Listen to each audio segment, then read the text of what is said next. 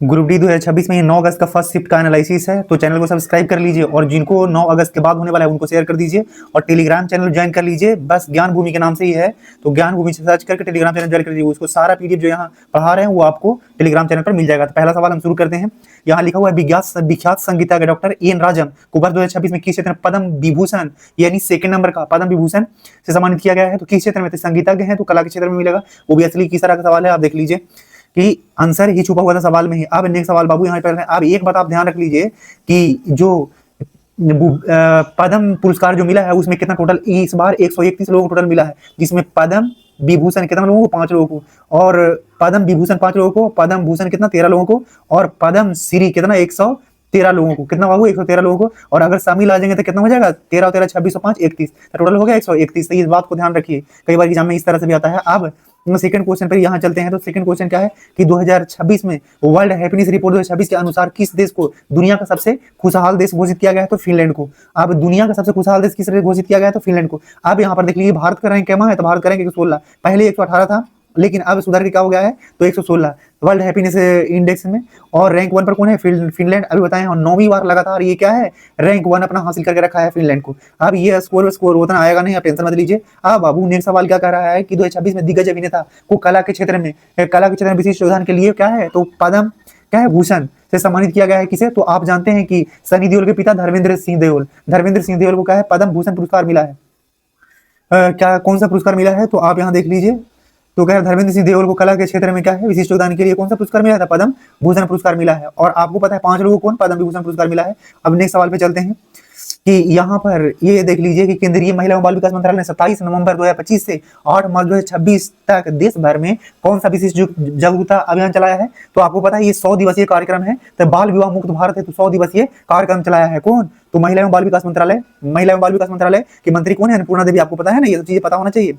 अब बाबू नेक्स्ट सवाल पर ये चल रहे हैं कि कहते हैं केंद्र सरकार द्वारा गठित 16वें वित्त आयोग के अध्यक्ष के रूप में किसे नियुक्त किया गया था? तो किसे 16वें वित्त आयोग के अध्यक्ष कौन है? तो अरविंद पनगड़िया। 15वें कौन थे? तो एन.के. सिंह। 15वें कौन थे? एन.के. सिंह। पहले वित्त आयोग के जिनका 51 तक कार्यकाल था, उन वित्त आयोग का क्या है? केसी नियोगी।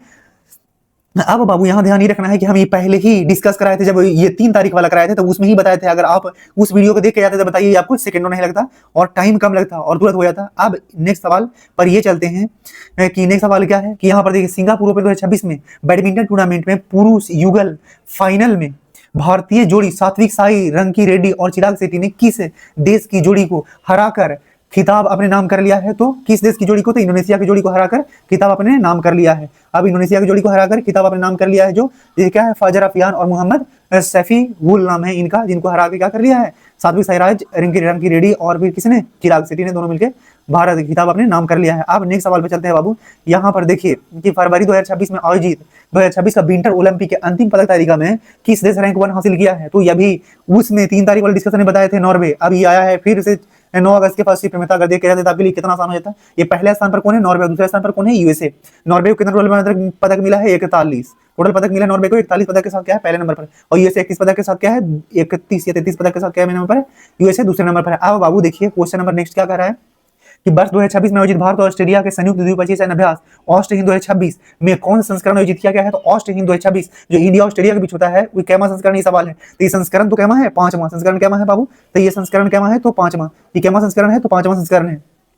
लेकिन इसकी शुरुआत कब हुआ था? 2022 में। इसकी शुरुआत कब हुआ था? तो 2022 में। ऑस्ट हिंद की शुरुआत कब हुआ था? 2022 में। अब यहाँ पर सवाल ये है कि हाल ही में उत्तर प्रदेश के किस अभयारण्य झील को भारत का 99वां रामसर स्थल में शामिल किया गया है? तो 99वां में शेखा झील है, जो कहां पर है? उत्तर प्रदेश। 99वां रामसर स्थल कौन है? शेखा झील। कहां पर? उत्तर प्रदेश में।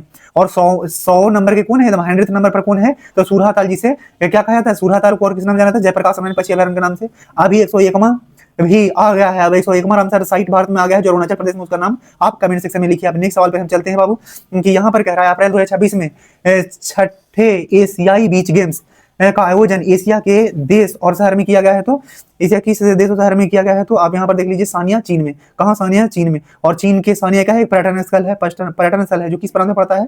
तो हेनान प्रांत में पड़ता है, चाइना के। अब नेक्स्ट सवाल में ये कह रहा है, नेक्स्ट सवाल में क्या कह रहा है कि मार्च 2026 में वर्ल्ड पैराथलेटिक्स ग्रैंड प्रिक्स 2026 के भारतीय कहता है भारत, यहाँ एक मिनट, कहता है भारतीय चर वाले आयोजन किस शहर में किया गया है, तो यहाँ पर किस शहर में आयोजन किया गया है, वर्ल्ड पैरा एथलेटिक्स को, ग्रैंड प्रिक्स को भारत किस शहर में आयोजित किया गया है, तो आपको पता है ना ये कहाँ पर, ये कहाँ आयोजित किया गया है, तो ये दिल्ली में आयोजित किया गया है। इसके ब्रांड एम्बेसडर किसको बनाया गया था, दिल्ली मार रहे हैं, आंसर कर रहे हैं, ये ब्रांड एम्बेसडर किसको घोषित किया गया था, तो कंगना रनौत को। किसको आयोजित किया, कंगना रनौत को। इसमें पहले नंबर पर कौन था, तो अपना प्यारा देश भारत था पहले नंबर पर। अब बाबू नेक्स्ट सवाल पे यहाँ देखिए क्या है कि world para athletics grand prix 2026 में भारतीय चरण का सफल परीक्षण का आयोजन किस शहर में किया गया है, तो अभी फिर ये दोबारा रिपीट हो गया सवाल, कहाँ पर, तो ये दिल्ली में आयोजित किया गया है। अब नेक्स्ट सवाल पे चलते हैं। नेक्स्ट सवाल में क्या कह रहा है, इसमें भारत में कुल कितने पदक जीते थे, 208, जिसमें 75 स्वर्ण पदक, 69 रजत पदक, 64 कांस्य पदक जीतकर पदक तालिका में पहले स्थान पर है। अब बाबू अगर नेक्स्ट सवाल यहाँ पर देखें तो भारत ने जलवायु परिवर्तन के प्रभाव को कम करने के लिए किस वर्ष तक देश को नेट जीरो के शून्य कार्बन उत्सर्जन बनाने का राष्ट्रीय लक्ष्य निर्धारित किया है, तो अगर भारत को बात किया जाए तो 2070 तक, अगर भारत को अगर बात किया जाए तो कब तक लक्ष्य निर्धारित किया है भारत ने, 2070 तक। अगर मुंबई ने शून्य कार्बन उत्सर्जन के लिए कब तक लक्ष्य निर्धारित किया है, तो 2050 तक। तो मुंबई वाला भी सवाल कई बार आ चुका है एग्जाम में, तो ध्यान रखें, भारत 2070 तक, मुंबई कब, 2050 तक। अब यहाँ देखें कि वर्ष 2026 में आयोजित होने वाले 20वें एशियाई खेल जिन्हें आईची नगोया 2026 भी कहा गया है, का आयोजन किस देश में किया था, आईची नगोया। नगोया कहाँ है, जापान में, आपको पता है ये बात पहले से ही, तो इसका आंसर क्या हो जाएगा बाबू, तो जापान। इसका आंसर क्या हो जाएगा, जापान। अब नेक्स्ट सवाल पे चलते हैं, यहाँ एक्सप्लेनेशन आप पढ़ सकते हैं। अब देखिए केंद्रीय बजट 2026-27 में उच्च शिक्षा को बढ़ावा देने के लिए किस योजना की घोषणा की गई, जिसे के तहत आईआईटी पटना जैसे देश के शीर्ष संस्थानों में प्रवेश पाने वाले छात्रों को बिना किसी गारंटी यानी कोलेटरल के शिक्षा ऋण और क्या है वित्तीय सहायता मिलेगी। तो ये किस आईआईटी ने किया है, ये किस मतलब इस योजना का नाम क्या है, तो क्या है, पीएम विद्या लक्ष्मी योजना है, पीएम विद्या लक्ष्मी योजना है। अब गौर से समझ लीजिए क्या है इस योजना में, कोलेटरल समझते हैं, बिना कोई, जैसे गांव में चलता है कि बंदी के रखे हुए, अगर आप किसी से उधार लेने जाइएगा कि 10,000 पैसा दे दीजिए हमको, तो वो आपसे साइकिल, सोना, चांदी, गहना कुछ रखवा लेता है, तो जो रखवा लेता है बंदी, उसी को कोलेटरल कहा जाता है। तो बिना कोलेटरल के पीएम विद्या शक्ति योजना के तहत दिया जाएगा बच्चों को, पीएम विद्या शक्ति योजना के तहत ये लोन दिया जाएगा मेधावी छात्रों को। अब नेक्स्ट सवाल क्या है बाबू कि केंद्रीय बजट 2026-27 में भारत के जनसंख्या की लाभांश यानी विशाल युवा जनसंख्या को, जो देश में आप जानते हैं कि 65% तक युवा हैं, को कौशल, रोजगार और उद्यमिता निर्माण के माध्यम से उत्पादन क्षमता को बदलने के लिए किस मुख्य थीम या विजन के साथ किया गया है, तो आप इसका ऑप्शन पढ़ लीजिए और हम इसका आंसर बताते हैं क्या है, युवा शक्ति प्रेरित विकास। युवा शक्ति प्रेरित विकास, इसका थीम क्या रखा गया है, युवा शक्ति प्रेरित विकास, यानी ऑप्शन नंबर क्या है, युवा शक्ति प्रेरित विकास, युवा शक्ति प्रेरित विकास, जहां पर भी ऑप्शन नंबर सी है तो ये कर लीजिए। अब बाबू नेक्स्ट क्वेश्चन में चलते हैं। नेक्स्ट क्वेश्चन क्या है कि यहाँ पर एआई इम्पैक्ट समिट जो पता है ना वो कहाँ पर हुआ था, दिल्ली में। एआई इम्पैक्ट समिट 2026 जो हुआ कहाँ पर, दिल्ली में। स्मार्ट पोर्ट्स और लॉजिस्टिक यानी माल ढुलाई के अंतर्गत संचालित मिशन का प्राथमिक भाग क्या है, तो प्राथमिक भाग इसका क्या है, तो क्या है, डिजिटल नवाचार को बढ़ावा देने और क्या है, सप्लाई चेन को, ऑटोमेशन को और स्मार्ट बनाना है। ये जो एआई इम्पैक्ट समिट उसका क्या था, यहाँ पे थीम क्या था, तो आप ये पढ़िए। अब हम चलते हैं नेक्स्ट सवाल पे। कह रहा है बाबू कि प्रकाश संश्लेषण द्वारा निर्मित सुक्रोज मुख्य रूप से किस जैविक परिवहन तंत्र के माध्यम से फ्लोएम की सीव ट्यूब में प्रवेश करता है, कौन सा सीव ट्यूब में प्रवेश करता है, तो इसका आंसर यहाँ देख लीजिए कि सक्रिय परिवहन यानी एक्टिव ट्रांसपोर्ट के माध्यम से प्रवेश करता है। अब प्रकाश संश्लेषण का इक्वेशन हम पिछले ही वीडियो में बताए हैं, तो क्या होता है, 6 को कार्बन डाइऑक्साइड और 12 को क्या होता है, जल, और फिर दोनों को अगर प्रकाश की उपस्थिति में और क्लोरोफिल की उपस्थिति में अगर होता है प्रकाश संश्लेषण, तो वो क्या बनता है, तो क्या बनता है, सुक्रोज, जिसको C6H5AC6H12O6 कहते हैं, और फिर क्या 6 गो ऑक्सीजन और क्या होता है 6 गो जल बनता है। अब नेक्स्ट सवाल चलते हैं बाबू कि यहाँ रासायनिक यौगिक डीडीटी क्या होता है, तो आप जानते हैं ना कई बार इसका एग्जाम में फुल फॉर्म आता है डाइक्लोरोडाई फिनाइल ट्राइक्लोरो इथेन का उपयोग मुख्य रूप से किस रूप में किया जाता है, तो इसका उपयोग कीटनाशक के रूप में किया जाता है। इसका उपयोग किस रूप में किया जाता है बाबू, कीटनाशक के रूप में किया जाता है, कीटनाशक के रूप में, तो कीट ना लगे फसल में इसीलिए किया जाता है, लेकिन ये बहुत हानिकारक है, इसीलिए कई देशों में ये बैन है और भारत में भी बैन है, लेकिन फिर भी लोग कैसे चोरी छुपे इसका यूज करते ही रहते हैं। तो ये आप देख लीजिए डीडीटी क्या है, कीटनाशक। अब आते हैं नेक्स्ट सवाल पे। कह रहा है जे थॉमसन द्वारा प्रस्तुत परमाणु मॉडल और उनके ऐतिहासिक प्रयोगों को परिणाम स्वरूप परमाणु के किस मौलिक कण की खोज हुई थी, तो जे थॉमसन आप जानते हैं ना एक ट्रिक होता है ईट और फिर क्या है परनाच, तो ईट परनाच, ई से क्या होता है इलेक्ट्रॉन की खोज किसने किया है, थॉमसन, और प्रोटॉन की खोज रदरफोर्ड या गोल्डस्टीन, जो कहना है आगे बढ़िए इसी तरह से। तो अब यहाँ पर क्या हो गया, थॉमसन था, तो किसका खोज किसने किया है, इलेक्ट्रॉन। थॉमसन ने किसका खोज किया था, तो इलेक्ट्रॉन ने कब किया था, तो 1897 में। कब किया था, तो 1897 में। अब उसके बाद बाबू चलते हैं थॉमसन ने इसके आधार पर प्लम पुडिंग मॉडल भी प्रस्तुत किया था, जिसे परमाणु को धनावेशित गोले के रूप में माना गया और उसमें इलेक्ट्रॉन जुड़े हुए माने जाते हैं। तो अब सवाल में ये भी आ सकता है एग्जाम में, प्लम पुडिंग मॉडल किसने दिया था, तो थॉमसन ने। प्लम पुडिंग मॉडल किसने दिया था, थॉमसन ने। अब नेक्स्ट सवाल यहाँ पर देखिए, कह रहा है CH2CHO का सही IUPAC नेम क्या होगा, सही यूपीएससी में क्या होगा, इसमें कार्बन सबसे पहले गिना जाता है, 1 2, कहता है एक ही पहला है, दूसरा है, तीसरा है। तो आप जानते हैं ना क्या होता है कि मेथ एथ प्रोप ब्यूट, और जो CHO होता है किसका, कीटोन को, और कीटोन का ये फंक्शनल ग्रुप क्या है, तो CHO कीटोन का फंक्शनल ग्रुप है। जो CHO जब लगा हुआ है तो जब IUPAC ने में क्या जोड़ते हैं, अल, तो ये क्या हो जाएगा, अब 3 कार्बन है तो क्या हो जाएगा, प्रोपेनल। इसका नाम क्या हो जाएगा बाबू, प्रोपेनल।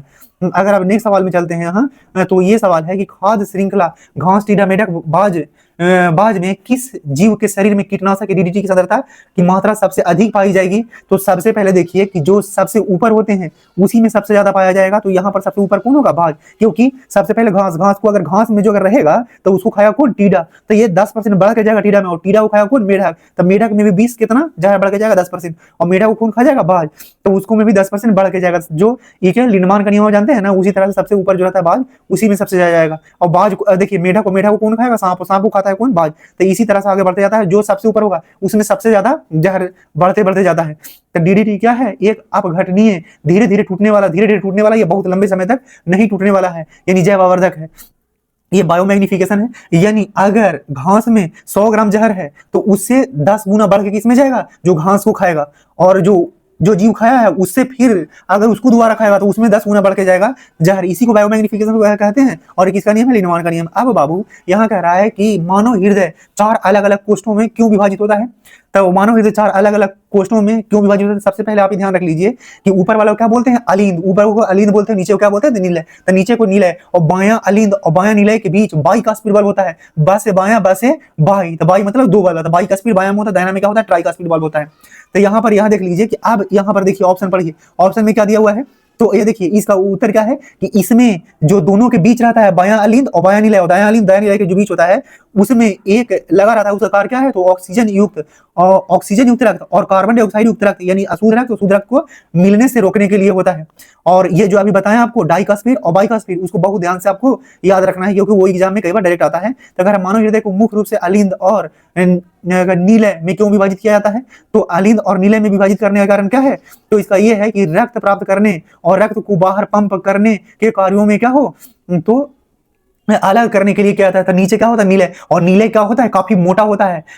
अलिंद तो काफी पतला होता है, लेकिन नीले क्या होता है, काफी मोटा। अब आप इसको इस एग्जांपल समझिए कि नीले को मोटा होने का रीजन क्या है, कि जब बॉल को पटकते हैं तो अगर पेपर पर पटकिएगा तो पेपर फट जाएगा, लेकिन जब पक्का के सरफेस पे पटकते हैं तो नहीं फटता है। तो बॉल को उछल के जाना होता है ऊपर, और जब तेज पटकिएगा तो ज्यादा लगेगा ना। तो उसी तरह से पूरे शरीर में पंप करना होता है शुद्ध रक्त को। तो जो नीलय होता है उसकी दीवारें बहुत मोटा रहेगी, तब ना वहां से प्रेशर जनरेट करेगा, तो पूरे शरीर में जाएगा रक्त। और अगर एक आदमी को गला सीधे अगर काट दिया जाए तो इतना तेज पंप करता है कि जितना घर की 3 तल्ला ऊंचाई होता है उतना ऊंचाई तक खून फेंक सकता है ऊपर। तो इस बात को इसीलिए यानी हाई प्रेशर जनरेट करना होता है किसको, नीलय को, इसीलिए नीलय क्या होता है, काफी मोटा होता है। अब बाबू यहाँ पर देखते हैं कि यदि किसी गतिशील वस्तु का द्रव्यमान दोगुना कर दिया जाए तो उसका त्वरण अपरिवर्तित रहे तो वस्तु पर लगने वाले बल का परिणाम क्या होगा। तो आप इस तरह से इसको देखा कि F फोर्स बराबर क्या होता है, मास गुने एक्सेलरेशन। तो जब अगर मास को दुगुना कीजिएगा तो फोर्स भी दुगुना हो जाएगा, क्योंकि एक्सेलरेशन को क्या कहेगा, एक्सेलरेशन को कांस्टेंट रखना है, अपरिवर्तित रखना है। तो जब मास को दुगुना कीजिएगा तो क्या गुना हो जाएगा, फोर्स 2 गुना होगा, माफ कीजिएगा, क्योंकि अगर मास को 2 गुना कीजिएगा तो फोर्स भी 2 गुना हो जाएगा।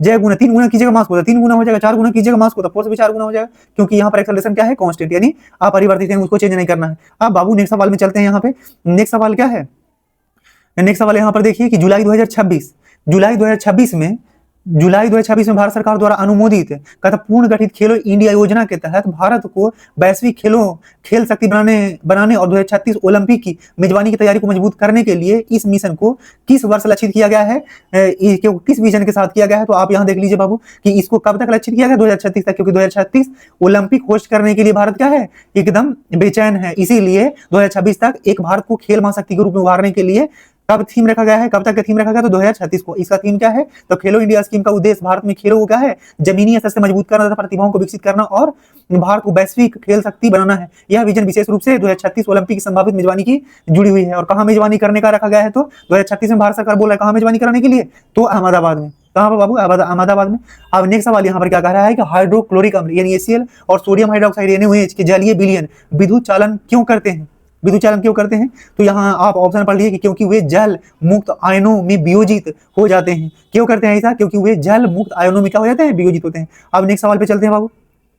यहाँ पर देखिएगा, अब कह रहा है कि पारिस्थितिकी तंत्र में खाद्य श्रृंखला के विभिन्न स्तरों पर हानिकारक रसायनों के संचय यानी जैव आवर्धन बायोमैग्निफिकेशन को रोकने या कम करने के लिए सबसे प्रभावी उपाय क्या है? तो उसको रोकिए, उसका प्रयोग ही रोकिए, यही सबसे प्रभावी उपाय है। तो यहाँ पर देख सकते हैं कि रासायनिक कीटनाशकों को का उपयोग कम करना और खेती को जैविक खेती यानी ऑर्गेनिक खेती, जो भारत में ऑर्गेनिक खेती पूर्ण रूप से ऑर्गेनिक खेती करने वाला राज्य कौन है? सिक्किम। ये भी सवाल में आ सकता है। तो जो डीडीटी सब का प्रयोग होता है उसको रोकना ही पड़ेगा, तभी क्या है ये बायोमैग्निफिकेशन से बचा जा सकता है। नहीं तो आप डालेंगे जहर, जो बायोमैग्निफिकेशन कीटनाशक डालेंगे कहां पर? अगर पालक में, तो पालक में पहले जाएगा और उससे 10 गुना, मतलब 10 गुना बढ़ के किस में जाएगा? इंसान में। अगर पालक को खाने वाले इंसान में, तो बहुत ज्यादा वो जहर बढ़ते जाएगा और क्या करेगा? इंसान को बहुत काफी ज्यादा नुकसान पहुंचाता है। तब यहाँ पर लीजिए नेक्स्ट सवाल कर, अर्नेस्ट हेकेल द्वारा प्रतिपादित 3 प्रणाली किस जगत में शामिल किया गया है? तो ये बात देखिए, बैक्टीरिया को कोई ऐसा बांटा था, कोई प्रावधान नहीं था, बल्कि क्या था कि यहाँ पर अर्नेस्ट हेकेल 3 भागों में बांटा ही था 1866 में, कि क्या है? पादप, जंतु और प्रतिष्ठा। लेकिन बच्चों ने भेजा था, हम ये पूरा बता दिए, लेकिन ये ऐसा अगर ऐसा सवाल होता वो सवाल ही गलत होगा। बल्कि अर्नेस्ट हेकेल ने 3 भागों, पादप, जंतु और प्रतिष्ठा भागों 3 भागों में बांटा गया था। किसके द्वारा? अर्नेस्ट हेकेल के 1966 में। तो देख लीजिए नेक्स्ट सवाल है कि भारत मार्च 2026 में भारत सरकार ने शिक्षा मंत्रालय द्वारा Bharat university deep tech summit कहाँ किया गया है? है तो आई IISc कहाँ पर? अब नेक्स्ट सवाल पर चलिए बाबू, क्या 2026 मंत्रालय भारत सरकार द्वारा डीप टेक कहाँ किया गया है? तो ऑफ साइंस IISc कहाँ? बेंगलुरु में किया गया है। इसका उद्देश्य क्या है? तो डीप टेक इनोवेशन रिसर्च और क्या इंटरप्रेन्योरशिप को बढ़ावा देना है और युवाओं को इनोवेटर और रिसर्चर के एक मंच प्रदान करना है। अब यहाँ पर नेक्स्ट सवाल देखिए कि क्या कह रहा है, भारत के शरीर के बाहरी त्वचा के निर्माण करें तथा करने के लिए कौन सा ऊतक मुख्य रूप से उत्तरदायी होता है? तो इपिथेलियल ऊतक होता है। अगर विटामिन अगर पूछेगा तो विटामिन सी करने के लिए सबसे, लेकिन अगर ऊतक पूछेगा कि कौन है तो उपकला ऊतक या इपिथेलियल ऊतक, उपकला इपिथेलियल ऊतक, उपकला ऊतक या इपिथेलियल ऊतक। अब नेक्स्ट सवाल पर चलते क्या कह रहा है कि जब हाइड्रोजन यानी H2 की यानी SO2 के साथ कराई जाती है तो मुख्य उत्पादक क्या प्राप्त होता है? यानी मुख्य उत्पादक यानी ये रिएक्शन के बाद क्या बनेगा? तो यहाँ पर देख लीजिए कि क्या है, सल्फर और जल को मिलाने से क्या है, तो H2O प्लस SO2 की अभिक्रिया से सल्फर और अलग अलग और जल अलग अलग यानी सल्फर अकेला पड़ जाएगा, S प्लस H2 बन जाएगा, H2 बन जाएगा। क्या है, कैसा है, कौन सा अभिक्रिया है? रिडॉक्स अभिक्रिया है, रिडॉक्स अभिक्रिया पे चलते हैं तो के मान दे इस परिपथ बटा में क्या था 4 प्लस क्या है 1/6। अब ये 6 को 4 को यहाँ पर लेके तो 6 4 10 और क्या हो दोनों गुना करके नीचे लिखिए 6 चौके 24। अब ये 1/r के बराबर होता है। अगर इधर r बराबर निकालना होगा तो आप क्या किए 1/r था इसको r कर दिए यानी 1 को नीचे उलट दिए तो इधर भी उलटना पड़ेगा यानी 24 बटा कितना 10। आंसर क्या हो जाएगा बाबू 2.4। अब नेक्स्ट सवाल पे चलते हैं। नेक्स्ट सवाल पे चलते हैं तो अगर नेक्स्ट सवाल ये कह रहा है कि नेक्स्ट सवाल क्या है तो अब आप गौर से देखिए कहते केंद्रीय बजट में बजट समर्थित तथा शिक्षा मंत्रालय द्वारा वैश्विक प्रतिभाओं को की गई आरसी योजना का पूर्ण रूप यानी फुल फॉर्म क्या है तो PMRC यानी प्राइम मिनिस्टर रिसर्च चेयर। क्या है प्राइम मिनिस्टर का फुल फॉर्म क्या है तो प्राइम मिनिस्टर्स रिसर्च चेयर, इसका फुल फॉर्म क्या था prime minister research PMRC prime minister research chair. अब नेक्स्ट सवाल पे चलते हैं बाबू। यहाँ पर कह रहा है कि जब हाइड्रोक्लोरिक अम्ल जिसको HCl कहते हैं सोडियम हाइड्रोक्साइड यानी NaOH के समतुल्य जलीय विलयनों को आपस में मिलाया जाता है तो परिणामी विलयन के व्यवहार में क्या परिवर्तन हो जाता है तो देखिए ऑप्शन पढ़िए व्यवहार में क्या परिवर्तन हो जाता है तो विलयन उदासीन हो जाएगा और लिटमस के रंग में कोई बदलाव नहीं आ जाएगा। तो यानी HCl और H2SO4 HCl और क्या तो क्या हो जाएगा तो क्या हो जाएगा और लिटमस नहीं होगा बदलाव नहीं होगा। अब नेक्स्ट सवाल चलते हैं बाबू। यहाँ पर कह रहा है ये आप पढ़िए। अब यहाँ पर कह रहा है नेक्स्ट सवाल देखिए कि जब उत्तल लेंस के सामने एक वस्तु को 20 सेंटीमीटर की दूरी पर रखा जाए जिससे कि उत्तल प्रतिबिंब में लेंस दूरी और 20 सेंटीमीटर की लेंस पर बाई F इक्वल टू क्या V minus 1/V minus 1/U होता है। लेंस फार्मूला क्या होता है 1/F equal to 1/V minus 1/U। लेकिन अगर दर्पण फार्मूला रहेगा तो उसमें प्लस होता है, अगर लेंस फार्मूला होता है तो उसमें माइनस में होता है। तो यहाँ पर देख लीजिए कि क्या दिया हुआ है कि सबसे पहले 1/f equal to 1/v plus 1/u होता है, और यहाँ पर सब चीज लेंस में क्या है, बाएं तरफ है वस्तु है, तो क्या u वस्तु u भी में u पहले आता है, तो वस्तु पहले आएगा, तो उसका दूरी कितना दिया है 20 सेंटीमीटर, और प्रतिबिंब की दूरी कितना दिया है 30 सेंटीमीटर, और यहाँ पर 20 और 30 दोनों दिया हुआ है, तो 1/20 और माइनस क्या हो जाएगा ये प्लस, तो 1/30 दोनों को जोड़िएगा तो कितना हो जाएगा बाबू, तो इसको यहाँ 30 और यहाँ कितना 20, आप देखिए ना 60 एलसीएम ले लीजिए 3 और यहाँ 3 दूनी अभी क्या हो जाएगा 5 जोड़ के आएगा तो 12 25 60 1/12, यानी आंसर उठिएगा तो कितना हो जाएगा, अब 1/12 रहा है, लेकिन उठिएगा तो कितना हो जाएगा बाबू। हाँ बहुत नेक्स्ट सवाल पर कि यहाँ पर क्या कह रहे हैं कि तंत्रिका तंत्र नर्वस सिस्टम के संदर्भ में निम्नलिखित में कौन सा कथन असत्य है, तो अगर ऑप्शन पर ही जाइएगा तो यहाँ पर सीधा सीधा आप देख लीजिए कि नेफ्रॉन कहाँ होता है, किडनी में, नेफ्रॉन कहाँ होता है बाबू, किडनी में, तो यही तंत्रिका तंत्र से यानी ब्रेन से नहीं जुड़ा हुआ है। अब नेक्स्ट सवाल पर चलते हैं, तो ये काफी आसान सवाल था, नेफ्रॉन कहाँ पर होता है, किडनी में होता है, किस तरह का होता है, तो वुमेन कैप्सूल भी इसी में होता है, कहाँ पर, इसी में। अब अगर नेक्स्ट सवाल पे चलते हैं बाबू, तो कह रहा है कि रसायन विज्ञान में किस तत्व का या यौगिक के एक अणु में उपस्थित परमाणुओं की कुल संख्याओं को क्या कहा जाता है, तो क्या कहा जाता है, तो यहाँ पर देख लीजिए क्या कहता है, परमाणुकता कहा जाता है, यानी एटॉमिसिटी, यानी क्या कहता है, परमाणुकता कहा जाता है। अब यहाँ पर किसी एक मॉलिक्यूल में उपस्थित कुल एटम्स की संख्या को क्या कहा जाता है, तो परमाणुकता यानी एटॉमिसिटी कहा जाता है। अब नेक्स्ट सवाल पे चलते हैं, नेक्स्ट सवाल क्या है, तो यहाँ पर देखिए ये अब ये खत्म हो गया। अब आप चैनल को एक बार चैनल को सब्सक्राइब कर लीजिए, और जिनका एग्जाम अभी नहीं हुआ है उनको भेजिए, और आप टेलीग्राम चैनल कर लीजिए डेली, वहां पर ये वहीं पर जाता है, और आपको अगर नेक्स्ट भी एग्जाम कोई होगा तो उसका एनालिसिस करा, सब्सक्राइब रखिए और टेलीग्राम चैनल को ज्वाइन करके रखिए, और जिनका एग्जाम नहीं हुआ शेयर कर दीजिए। धन्यवाद।